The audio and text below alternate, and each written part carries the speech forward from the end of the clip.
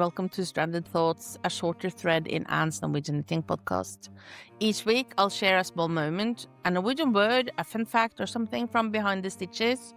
Just a few minutes to pause, reflect, and connect. One float at a time. Let's dive in. Hello, it's Anne again, and today it's time for another Stranded Thought. And today I want to share some thoughts about picking colors. And even though I'm actually going to talk about the Eternity Shawl and picking colors for that, this really applies to anything that you're knitting. Because picking colors is more than anything experience. It really is. People often say they're not good with colors. I hear that a lot, and I don't actually think that's true. I think most of us just haven't had enough time experimenting yet. And also maybe not had the time to dive into the color knowledge. But I think the experimenting is actually what really brings our color choices forward. Every year when we open up for the Eternity Shawl, we always run a color workshop. I've done that for the last few years. And that's not the coincidence. It's very deliberate because the Eternity Shawl uses 7 colors. And that's where people start feeling a bit intimidated, to be quite honest. Some fall in love with the original version, the blue and the brown one, and they simply go with that. And that's totally fine, obviously, because I love that combination since I made it, right, for me. Others like it, but they say that's not really my colors. And then they want to change all 7, which is also totally okay. However, that's where it becomes a bit tricky. Because swapping 7 colors is not just about picking 7 colors that you like. You need to understand how these colors work together and how the shawl is constructed and how those colors will actually behave in the colorwork that you're going to knit. In the Eternity Shawl, these colors are constantly being swapped around. Some are never used together, others are paired multiple times. So even though you only have 7 colors, the number of combinations is quite large. And each of those combinations needs to work.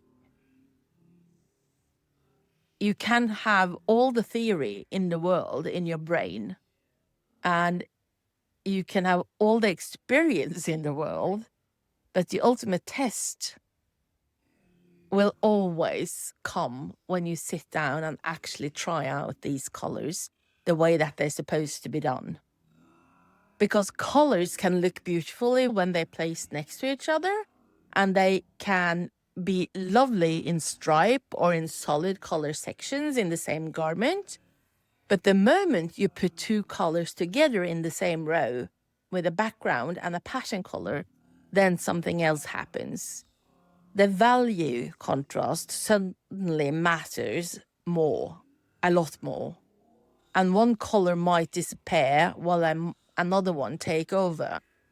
And combinations that looked perfect on the table suddenly don't work in the fabric.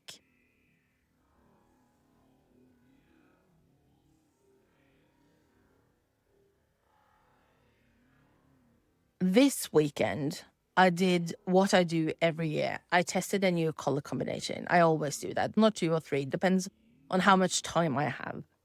Knit a full repeat. When I do that, I knit a full repeat in height, which is 112 rows, and 4 repeats wide. So I make a tube just to get an idea and to see how the colors go together and how they behave in the different color combinations that are used throughout the shawl. And this time I wanted to try purple. Purple is not really my color, not at all actually. But I do know that a lot of you guys love purple, and my mother does as well, and my aunt. And that was confirmed this weekend when I posted that in progress picture and people got extremely excited about it. It was so fun to see. I also know from experience and from color knowledge that greens and purples can look beautiful together. But that doesn't mean any green and any purple will work. You have to think about the hue, the tone, and the value. And I know how this shawl is put together, and I also know what colors are used together in what combination. So I went into my yarn stash, and I have around 70 different colors available in this yarn. But what I found, I knew that, but I did find that I didn't have any dark purple, that, because I wanted a really dark purple as color number 7. Or not color number 7. I think it's actually color 4, 3. I don't know. I can't remember which number it is, but the darkest one of one of the colors. Because I needed that, because I knew that together with the color that it was going to be used, it needs to create this contrast I wanted. It needed to be dark. I didn't find that, and I knew that, as I already mentioned, but I did have a lighter version, and I thought, okay, let's test this. I suspected what would happen. I hoped I would be wrong, but I wanted to just check it, but also I did it to show you guys. The fact is, it behaved exactly as I expected it to. The contrast is not high enough to my liking, and to a lot of your likings as well. That said, it still came out beautifully, and it gives a slightly different look, and some people will probably love it. Others will feel that it's too subtle.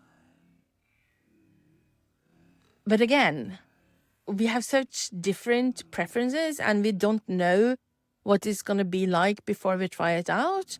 So do that, try it out and see what you like. It might look perfect when the yarns are together. It might look even more perfect in stripes. But when you start knitting the color work, there are other forces that come into play, and you never know if this is going to create a combination that you like or not. And if you get it wrong, it's not the end of the world, really. Ripping is part of the learning. Try again, swap one color and change the value contrast and play with it.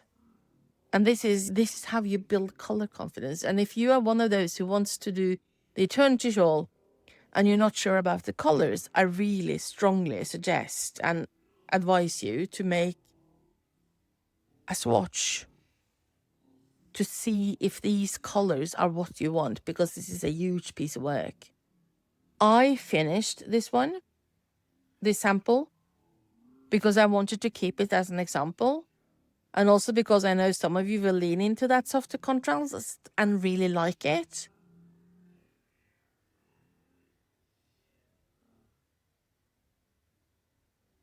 And also to show you that even though I'm experienced, I knew what was going to happen this time. But I have other examples where I'm thinking, okay, maybe it will work.